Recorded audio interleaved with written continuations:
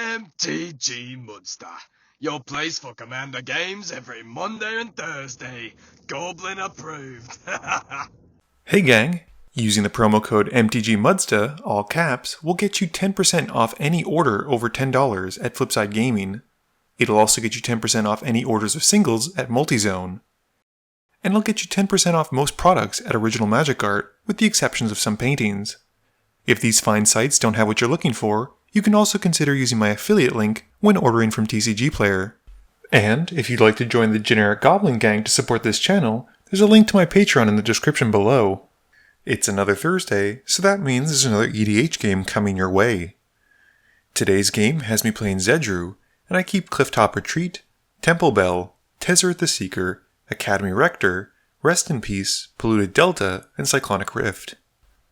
Martin has borrowed Max's Horde of Notions deck, keeping Mountain Valley, Bramble Sovereign, Faithless Looting, Plains, City of Brass, Crib Swap, and Incandescent Soulstoker. Eric is playing his Saskia deck, keeping Ash Barrens, Selvala the Explorer, Homeward Path, Crown of Doom, Plains, Gyreach Sanitarium, and Benefactor's Drought. Nick is testing out Tymaret again, keeping an Ophiomancer, a Swamp, a Rakdos Signet, a Mountain, Fleshbag Marauder, Nether Shadow, and a land I can't see. Eric wins the die roll and starts us off. Eric plays a Plains. Nick plays a Tap Bloodfell Caves, and I guess that's the land I couldn't see. I play a Polluted Delta and crack it to find a land, while Eric also takes the time to cycle his Ash Barrens. Martin plays a Tap Mountain Valley, and Nick casts a spell on his deck.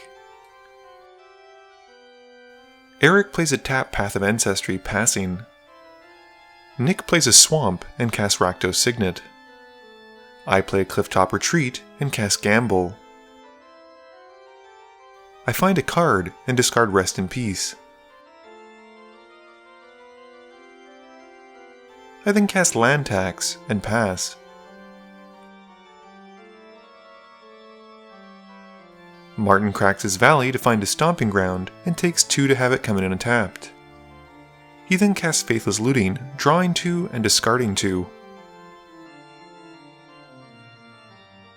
Martin then plays a City of Brass before passing to Eric. Eric plays a Forest and casts Selvala, Explorer Returned. Nick plays a Mountain and uses a land and his Signet for Tymaret. He also plays a Nether Shadow and passes. I use my land tax on my upkeep to find an island and a Plains, putting them to hand and drawing. I then play a Plains and cast Rhystic Study because I hate looking good on camera. Martin plays a Tap Rocky Tar Pit, passing. Eric taps Selvala using her Parley ability to have the table reveal their top card and draw it. He gains 3 life and 3 green mana from the cards revealed, and plays a Swamp for turn. He then casts Crown of Doom with the mana, and not paying for the study, I draw. Because Zedruu is so keen to give things away, Eric decides to return the favor and gives me the crown. Nick plays a Mountain for turn and heads to combat. He swings his team at me. I take 7 damage from the attack, and Nick then casts Ophiomancer in a second main phase before passing. I play a Plains, and Nick gains a Snake. I cast Enlightened Tutor and Shortcut by playing Rule of Law before passing and searching to Martin. At the end of turn, Nick sacrifices his Snake token to Tymaret and deals 2 damage to me. I announce I'm going to find Leyline of Anticipation, and Martin untaps. Martin cracks the Rocky Tar Pit for a Godless Shrine, taking 2 to have it come in untapped as well. He casts a Fertilid and doesn't pay the 1, so I get to draw. Eric taps Selvala in his main phase, parlaying and gaining 4 life and 4 green mana from it. He plays a Homeward Path and uses some of the floating mana for an Avarice Amulet. He equips it onto Selvala before passing to Nick. Nick plays a Command Tower and once again goes to combat, swinging all out at me. With the crown still firmly attached to my head, I take 14 more damage. In his second main phase, Nick casts a Fleshbag Marauder, sacrificing his snake and forcing Martin and Eric to lose their only creatures. Before doing so though, Eric uses Benefactor's Drought to untap all of his creatures and draw a card. He then retaps Selvala and gains 3 more life and 3 green mana from it. And with her dying, the Avarice Amulet goes to Martin. I draw for turn and play a Gyreach Sanitarium. I then drop a Sphere of Safety as my only spell for turn, and I then have to discard down to 7 and I dump Felwar Stone.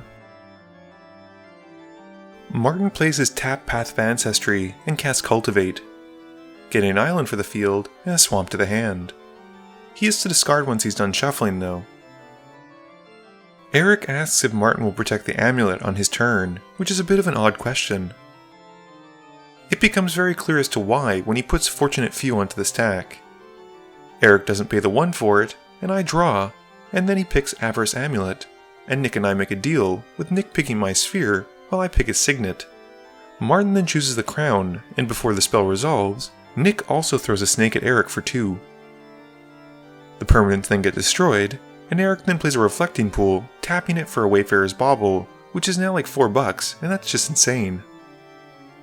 Nick gets to bring back his Nether Shadow because he ordered his yard in such a way after the wipe to meet its requirements to come back. He then draws and plays a Bojuka Bog, targeting Martin. He then casts Ashnod's Altar, which... I've seen this before. It's fine. Nick then casts Animate Dead and brings back the Ophiomancer before passing to me. Nick gets a snake on my upkeep, and I play Rainbow Veil as my land drop. I then tap out completely for Sunbird's Invocation, because being lucky is better than being good. At the end of turn, I give the Veil away to Eric.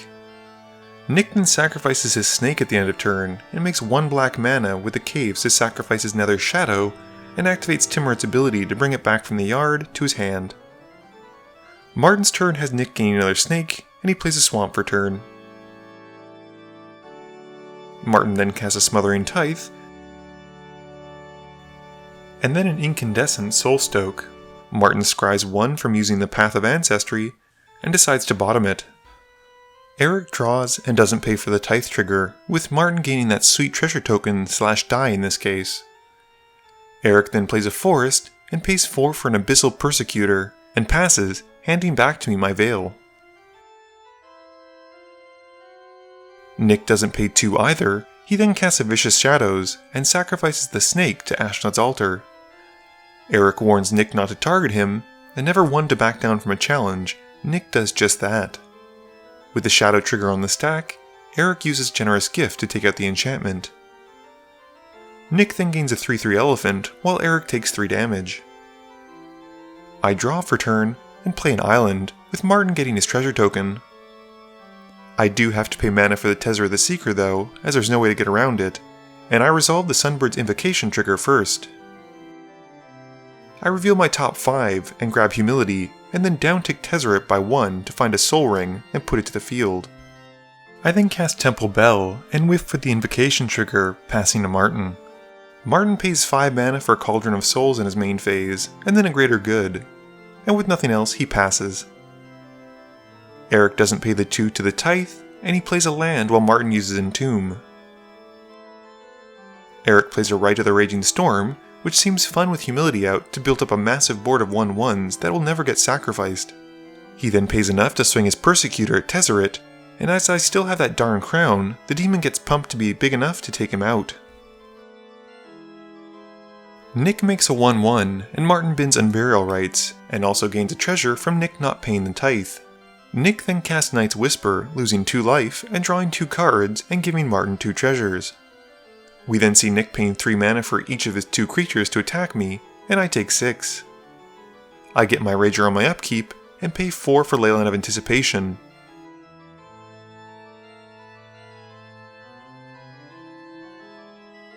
The only card I'm able to hit is the 1/1 abilityless Humble Defector, which is super relevant, and I then cast Helm of Obedience. This time I get super lucky off my Sunbird's trigger, hitting and casting my Replenish. This brings back my earlier discarded Rest in Peace, basically building the combo on my field. I then pass to Martin. Martin draws and wants to check out the combo, and gets his Rager. Martin then equips the amulet onto his elemental creature, and passes. Eric gains his Rager, and Martin gains his treasure. Eric then plays a mountain, and activates Gyreach Sanitarium, with Martin gaining a ton of treasure tokens. Eric then cracks the bauble to find a land, and casts Varchild. He gets to scry once he's done searching, and Eric passes. At the end of turn, I use the Helm on Nick to exile his library essentially, and give Eric the Veil. Nick literally has only his upkeep to do something, and he makes a Rager. He decides to use Murder on my Humble Defector, who dies and gets exiled. He then tries to draw, and can't, and loses, and at the end of the defunct turn, or rather before he loses, I use Temple Bell to draw everyone a card. I play a Sulphur Falls, and activate the Helm to take out Martin's library. With the ability on the stack though, Martin uses Crib Swap to blow up the Soul Stoker, giving Eric back his amulet. He then sacrifices one of the Rager tokens to greater good, drawing one and then discarding 3 in hope for an answer. He doesn't find one. Martin has his upkeep as well though, and sacrifices a creature to greater good to draw, going out on his terms.